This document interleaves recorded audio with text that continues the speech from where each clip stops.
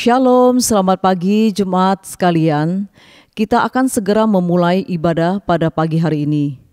Mari kita membaca kitab Mazmur pasal 134 ayat 2-3.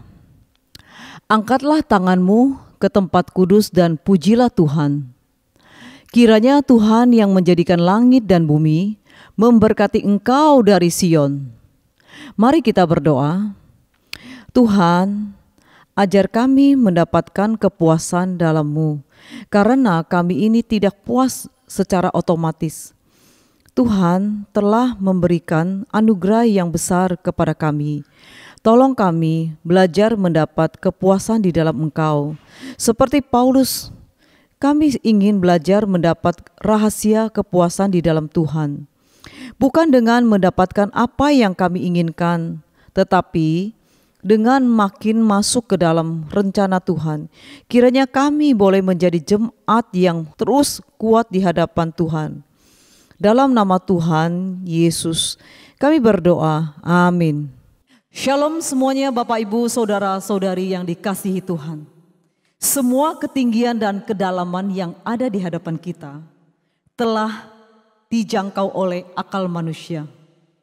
Satu-satunya yang tak terjangkau oleh akal kita ialah kedalaman rencana dan rancangan Tuhan. Ia dapat mengubah segala menjadi indah, kasih-Nya begitu luas, kebaikannya terlalu lebar, anugerahnya tak terjangkau oleh akal kita.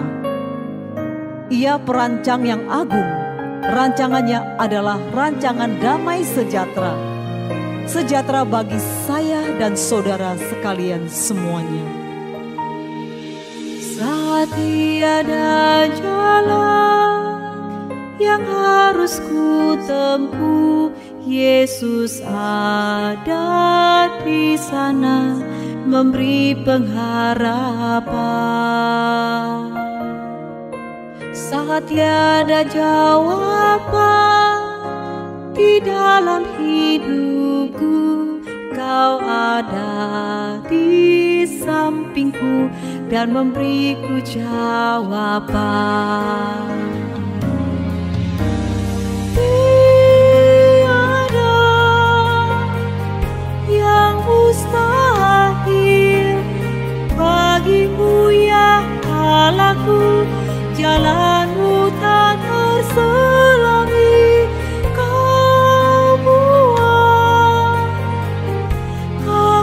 Terpesona rancangan-Mu Tuhan, rancangan damai sejahtera.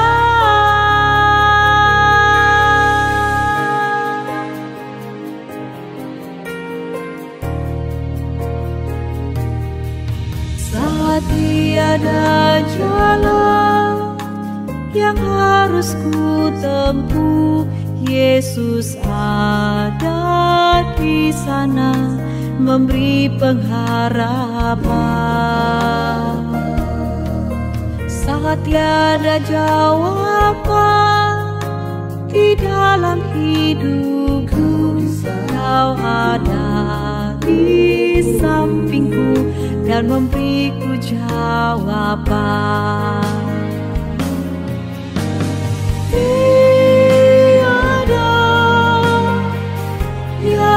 Mustahil bagimu ya Allahku, jalanmu tak terselangi.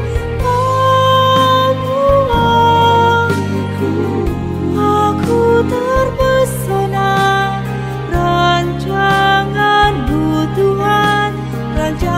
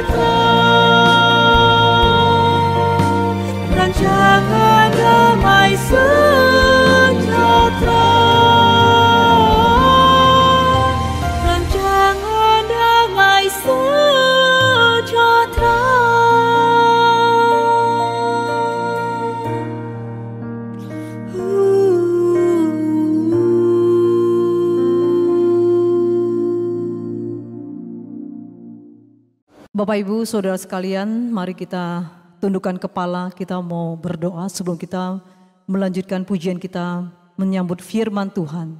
Mari kita berdoa. Bapa kami yang di sorga, dikuduskanlah namamu, datanglah kerajaanmu, jadilah kehendak-Mu di bumi seperti di sorga. Berikanlah kami pada hari ini makanan kami yang secukupnya, dan ampunilah kami akan kesalahan kami, seperti kami juga mengampuni orang yang bersalah kepada kami. Dan jangan bawa kami ke dalam pencobaan, tetapi lepaskanlah kami daripada jahat. Karena Engkau yang punya kerajaan dan kuasa dan kemuliaan sampai selama-lamanya. Amin. Mari kita membaca pengakuan iman rasuli. Aku percaya kepada Allah, Bapa yang Maha Kuasa, Kalib langit dan bumi, dan kepada Yesus Kristus anaknya yang tunggal Tuhan kita, yang dikandung dari Roh Kudus, lahir dari anak darah Maria, yang menderita sengsara di bawah pemerintahan Pontius Pilatus, disalibkan, mati dan dikuburkan, turun ke dalam kerajaan maut. Pada hari yang ketiga, bangkit pula dari antara orang mati. Naik ke surga, duduk di sebelah kanan Allah, Bapa yang Maha Kuasa, dan dari sana ia akan datang untuk menghakimi orang yang hidup dan yang mati.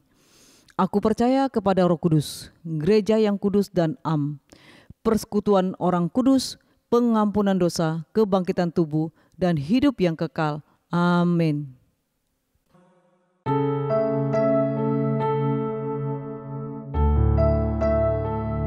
Salam, selamat pagi saudara-saudara kasih Tuhan. Pagi ini kita kembali untuk beribadah dan mendengar sabda firman Tuhan.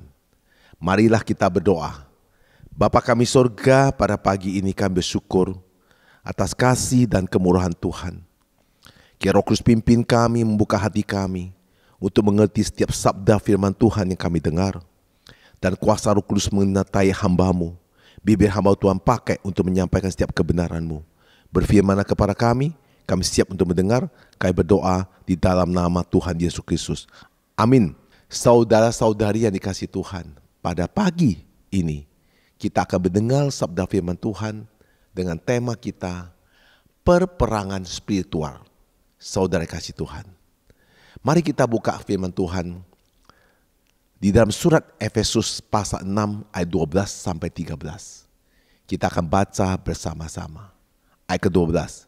Karena perjuangan kita bukanlah melawan darah dan daging, tetapi melawan pemerintah-pemerintah, melawan penguasa-penguasa, melawan penghulu-penghulu dunia yang gelap ini, melawan roh-roh jahat di udara. Ayat ke-13. Sebab itu ambillah seluruh perlengkapan senjata Allah, supaya kamu dapat mengadakan perlawanan pada hari yang jahat itu dan tetap berdiri. Sesudah kamu menyelesaikan segala sesuatu.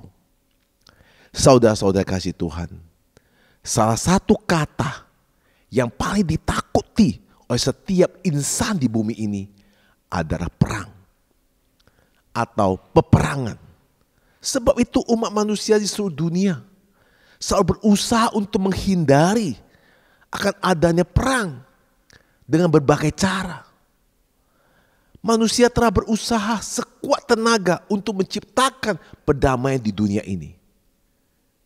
Badan Internasional Persatuan Bangsa-Bangsa dibentuk untuk tujuan mewujudkan dunia ini damai dan tentram. Meskipun kenyataannya sampai hari ini, beberapa belah dunia tetap saja terjadi peperangan. Saudara tahu, terjadi peperangan, maka semuanya hancur. Ekonomi hancur, rakyat menderita, dan banyak mengalami penderitaan dan kematian. Nah saudara kasih Tuhan, manusia pada dasarnya sama sekali tidak menghendakinya atau mengharapkan adanya peperangan. Akan tetapi, Alkitab justru menyatakan hal yang sebaliknya. Peperangan yang dimaksud dengan firman Tuhan sebenarnya bukan menyangkut kecerdasan atau intelek atau keunggulan teknis, melainkan menyangkut kuasa rohani. Kita tidak berperang menurut daging, tetapi melainkan menurut roh. Seperti apa yang Nabi Zakaria berkata, Zakaria pasal 4 ayat 6, bukan dengan keperkasaan dan bukan dengan kekuatan, melainkan dengan rohku, firman Tuhan semesta alam. Allah memperingatkan kita dengan sungguh-sungguh untuk tidak merupakan perintah-perintahnya. Baik ketika kita duduk, baik ketika kita berjalan, baik ketika kita berdiri, baik kita berbaring, dan baiklah kita waktu bangun. Kita mesti menaruhnya di hadapan Allah, serta memegang dengan teguh sebagai petunjuk tanda yang tetap. Ada dua kekuatan yang saling berperang, yang disebut bahwa peperangan dahsyat yang terjadi adalah peperangan antara bala tentara surgawi di bawah pemimpinan Mikael melawan Lucifer beserta tentara-tentaranya. Jadi yang dimaksud di sini adalah peperangan antara kekuatan Allah melawan kekuatan iblis. Saudara kasih Tuhan, peperangan ini merupakan konflik, perlawanan, pertarungan, perkelahian, pergumuran, atau pertentangan dua kekuatan yang tadi yang saling bergulat, berusaha untuk mengalahkan satu sama lain untuk kita dapat melebut kemenangan. Allah dan setan bergulat untuk memperlebutkan manusia di dunia ini. Sebagai orang percaya kepada Tuhan, sesungguhnya kita pun senantiasa mengalami peperangan ini setiap hari, yang disebut dengan peperangan rohani. Peperangan yang kita hadapi bukan secara fisik melawan musuh dan kelihatan, melainkan secara rohani. Sebagai orang percaya, banyak sekali kita harus mengalami pergumulan, mengalami pertentangan dalam kehidupan ini. Sebelum kita berperang, kita dapat menang dalam peperangan itu, maka terlebih dahulu kita harus mengetahui siapakah musuh kita. Kalau kita mengetahui siapa musuh kita sebenarnya, maka untuk menghadapi akan lebih enak dan jelas sasarannya. Kita tidak akan melakukan serangan secara babi buta. Nah saudara, musuh terutama kita sebagai orang percaya tidak lain adalah iblis. Yang tidak dilihat oleh mata, yang tidak bisa dirasakan, tapi dia menguasai dunia ini. Dulu Lucifer adalah salah satu malaikat yang sangat dipercaya oleh Allah. Namun karena dia kemudian berontak terhadap Allah, maka dia pun dicampakkan ke dalam bumi ini menjadi penguasa alam maut. Saudara kasih Tuhan. Dan pagi ini Rasul Paulus menekankan suratnya di dalam kepada jemaat Efesus. Rasul Paulus ketika berada di penjara oleh bimbingan Roh Kudus, ia menulis surat kepada jemaat Efesus tentang perlengkapan senjata Allah yang harus sebagai umat Kristen harus memiliki senjata Allah agar hidup kita dapat melawan setiap peperangan rohani di dalam dunia ini. Orang Kristen sudah dilahirkan baru. Orang Roh Kudus mau tidak mau, suka atau tidak suka, ia terlibat dalam peperangan rohani. Nah saudara kasih Tuhan, Rasul Paulus mendapat hikmat dari Roh Kudus untuk melihat perlengkapan perang sedadu tentara Romawi. Mengapa mereka bisa selalu menang dalam pertempuran dan peperangan? Maka Rasul Paulus menulis ada 7 perlengkapan senjata untuk mengalahkan semua kuasa gelap. Yang pertama, berikat pinggangkan kebenaran. Mengapa Rasul Paulus memulai dengan ikat pinggang kebenaran? Ikat pinggang kebenaran itu sangat penting. Karena strategi yang paling sering dipakai musuh kita adalah mendusta dan menipu. Strategi yang paling terjadi dalam hidup kita sehari-hari adalah dusta, bohong, dan menipu. Ada banyak tipu muslihat yang dipakai oleh musuh kita, yaitu iblis, untuk menipu dan menggoda kita. Sering sekali tipu muslihat berkaitan dengan keselamatan kita dan hubungan kita dengan Allah. Bagaimana kita dapat berikat pinggang kebenaran? Jawabannya sangat sederhana, saudara kasih Tuhan. Kita mengenakan ikat pinggang kebenaran pada waktu kita membaharui pikiran-pikiran kita dengan menolak muslihat iblis, sungguh-sungguh menghayati firman Tuhan, kebenaran firman yang ada dalam pikiran kita, sehingga kehidupan kita berdasarkan kebenaran firman Tuhan. Maka kita bisa menjauhi tipuan-tipuan, menjauhi goda-godaan dari si iblis. Yang kedua, berbaju jarakan keadilan. Tentara kerajaan Romawi pada zaman kuno mengenakan baju jara yang sangat kuat sebelum mereka menghadapi musuh mereka, supaya bagian dalam tubuh mereka terlindungi. Menurut Rasul Paulus, kita juga harus mengenakan keadilan sebagai baju jara, supaya kita terlindung dari serangan-serangan kuasa kegelapan, serangan-serangan iblis. Bagaimana kita dapat berbaju jara keadilan? Kita mengenakan baju jara keadilan pada saat kita sungguh-sungguh menerima dan mempercaya ajaran firman Tuhan adalah perkataan dari Tuhan. Bahwa kita telah dibenarkan hanya karena iman, sehingga kita diberikan posisi yang baru sebagai anak-anak Allah. Kemudian karena kita telah menerima dan menikmati hasil karunia Allah, kita menyerahkan kehidupan kita kepada Allah, supaya kita hidup secara benar dan adil. Dengan kata lain, supaya kita hidup dalam keadilan. Semua karena firman. Pakailah firman dalam kehidupan saudara-saudari untuk menghadapi segala yang dalam dunia ini. Yang ketiga, kakimu berkasutkan kelelahan untuk memberitakan Injil damai sejahtera. Nah, bagian ketiga ini ada perlengkapan senjata seorang tentara. Sepatu yang kuat, yang cocok untuk berperang. Sepatu yang dipakai oleh seorang tentara pada zaman kuno penting sekali. Mengapa? Karena tanpa sepatu yang kuat, ia tidak dapat berdiri teguh dan melawan musuhnya. Waktu itu tanah belum aspal. Tanah itu semua dari tanah liat, sangat licin. Khususnya pada hujan. Setelah hujan sesudah itu, semua licin, bisa mudah terjatuh. Jika seseorang tentara jatuh, maka ia dapat terbunuh sebelum ia bisa berdiri lagi. Maka makna gambaran ini, menurut Paulus, yang perlu kita tekankan adalah kelelahan untuk memberitakan Injil dengan damai sejahtera. Hal ini tidak mengherankan, karena penginjilan adalah pelayanan yang menyerang kuasa kegelapan atas manusia. Jadi dengan memberitakan Injil, Yesus Kristus kita menyerang kerajaan musuh kita dan melepaskan orang-orang dari kuasa kegelapan. Oleh sebab itu pemberitaan Injil sangat penting. Pemberitaan Injil selalu ada peperangan rohani. Jadi pemberitaan Injil itu menghasilkan damai sejahtera bagi kita menikmati posisi yang baru dalam Kristus.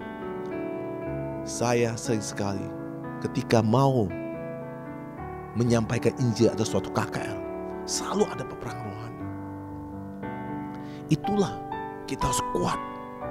Kita harus lengkapi diri kita dengan firman Tuhan. Pikiran kita harus tetap berdasarkan firman Tuhan. Karena itu setan dapat menyerang kita, tetapi jelas kita tidak hidup di bawah kuasa-Nya seperti dahulu. Rasul Paulus mendorong kita supaya kaki kita berkasut kelelahan untuk memberitakan Injil damai sejahtera kepada orang lain, supaya mereka juga dapat dilepaskan dari kuasa iblis dan menikmati damai sejahtera yang Tuhan kehendaki bagi mereka. Saudara kasih Tuhan, yang keempat, pergunakan perisai iman. Jika kita ingin berdiri tegak melawan musuh kita dengan efektif, maka kita harus menggunakan iman yang Tuhan sudah berikan kepada kita. Iman percaya, iman yang teguh, iman yang kokoh. Tentara-tentara Romawi pada zaman kuno sangat tergantung pada perisai mereka, supaya tubuh mereka terlindung dari serangan musuh mereka. Istilah yang dipakai Rasul Paulus menunjukkan sebuah perisai yang besar. Lebih dari 1 meter panjangnya dan hampir 1 meter lebarnya. Dengan memakai perisai macam ini, hampir seluruh tubuh seorang tentara dapat dirindungi. Perisai ini melambangkan sesuatu yang paling mendasarkan dalam kehidupan kita, yaitu iman. Khususnya dalam iman dan janji-janji Allah dalam firman-Nya. Tanpa iman, kita akan sering terkalah dalam peperangan rohani. Karena hanya menggunakan perisai, yaitu dengan iman, kita dapat memadamkan semua panah api dari si jahat.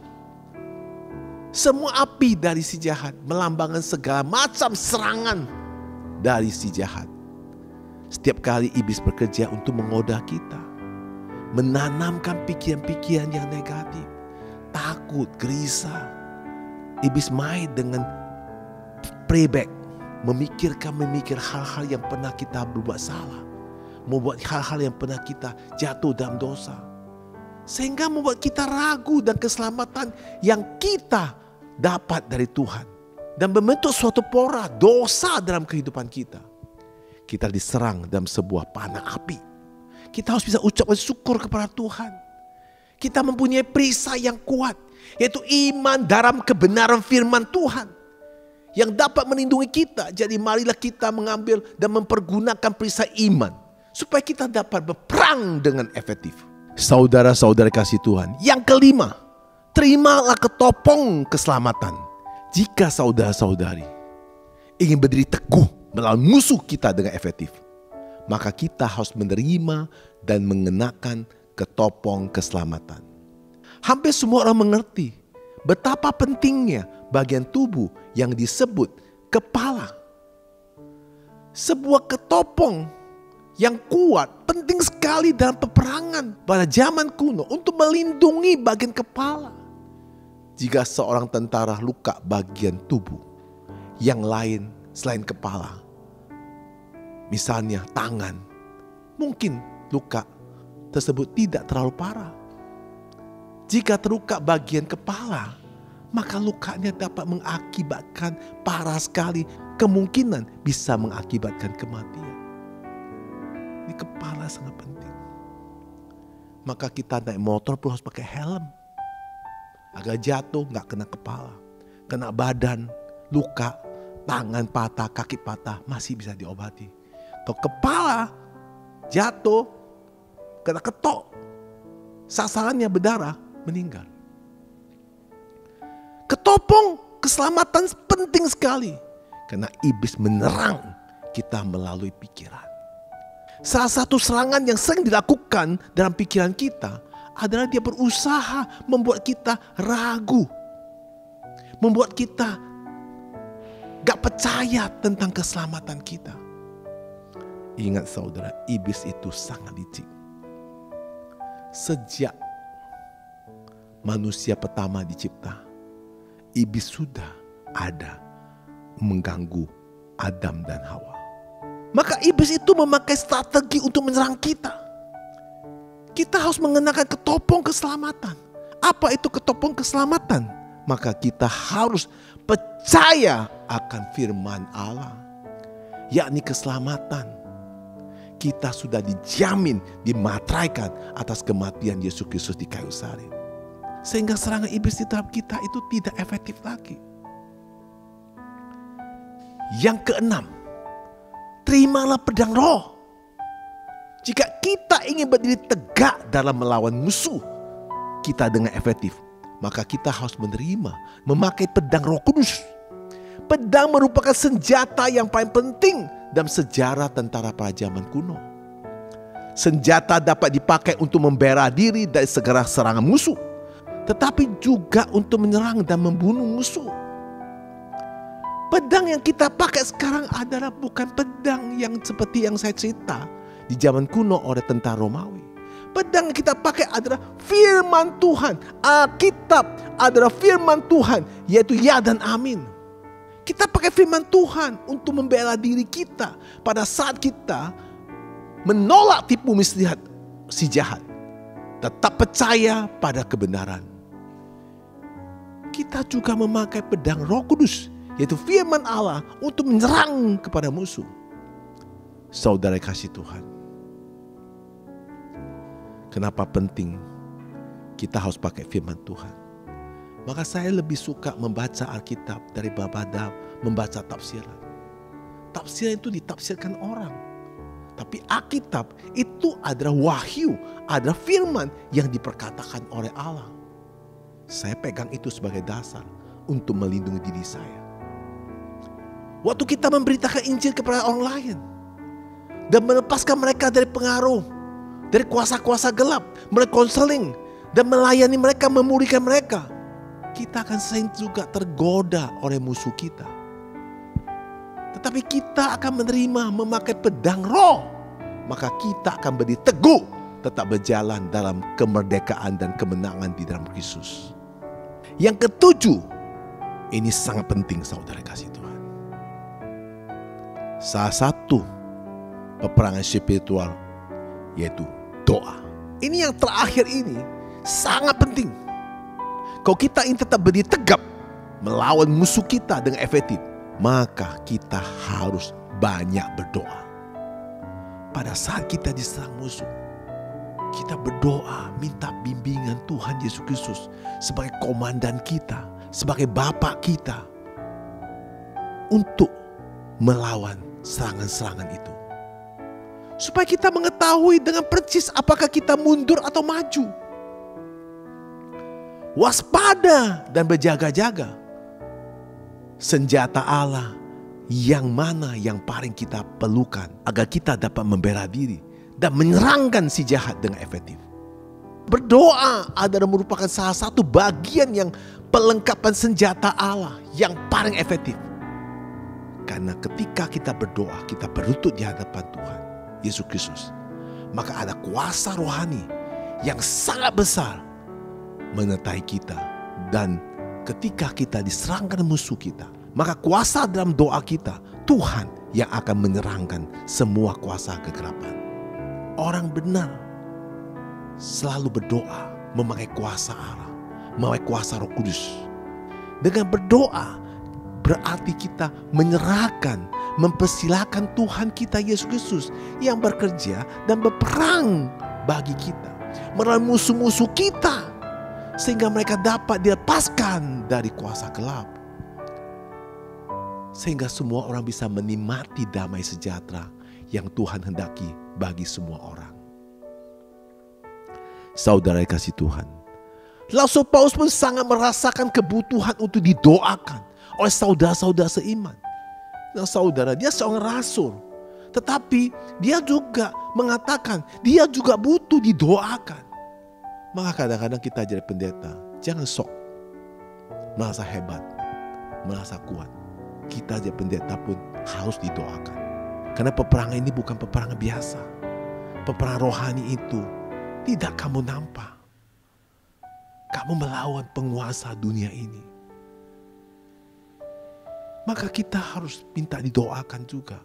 Setiap kali saya melakukan penginjilan, setiap kali saya melakukan doa-doa kesembuhan, saya selalu minta, tolong saya didoakan. Tanpa perlindungan Tuhan Allah, kita tidak bisa bertahan. Tanpa kuasa Allah, kita tidak bisa melepaskan orang lain dari kuasa gelap. Kita tidak dapat bertahan melawan musuh kita yang licik itu. Dia kuat dan jahat. Jika kita tidak dalam Tuhan, di dalam kekuatan kuasanya, tak mungkin kita bisa melawannya.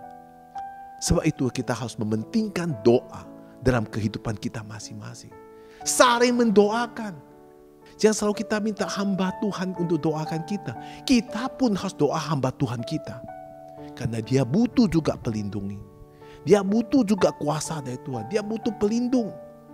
Di dalam dunia ini kita hidup dalam kedagingan. Tidak ada satu orang pun yang kuat untuk menghadapi kuasa kegelapan. Kecuali orang itu mempunyai iman. Orang itu memakai firman Tuhan. Orang itu penuh percaya akan kuasa Tuhan. Maka Tuhan yang bisa menghadapi semua ini. Supaya Tuhan melindungi kita, memakai kita sebagai tentara-tentara prajurit yang tidak takut. Tetap maju demi nama Juru Selamat, yaitu Tuhan kita Yesus Kristus. Mari kita berdoa. Bapa kami surga, terima kasih atas firman Tuhan, atas pesan-Mu kepada kami dalam kehidupan yang sangat sulit ini. Dan kehidupan ini begitu banyak kuasa-kuasa gelap yang telah menyerang kita, sehingga Engkau mengajar kami untuk dapat menghadapi semua dengan efektif dengan peperangan rohani ini. Kira Tuhan mengajar kami untuk kami tetap beriman dan memakai firman Tuhan ada senjata yang paling ampuh. Dalam doa dan minta kuasa Allah, mendekati Tuhan, sehingga dengan firman Tuhan dan mendekati Tuhan, kita mampu menghadapi semua peperangan rohani ini. Kira Roh Kudus pimpin kami, mengingatkan kami kembali untuk selalu memegang firman Tuhan, memegang dasar dari firman Tuhan sebagai alat senjata untuk melawan peperangan rohani. Kira kuasa Allah menyertai kami, kuasa Allah melindungi kami, kuasa Allah menyertai kami, sehingga kami dikuatkan tetap berteguh dengan firman Tuhan untuk melawan semua peperangan rohani ini. Kira Tuhan terus melindungi kita, menyertai kita, menjaga kita, memimpin kita, supaya kita kuat untuk menghadapi dalam kehidupan yang sekarang ini.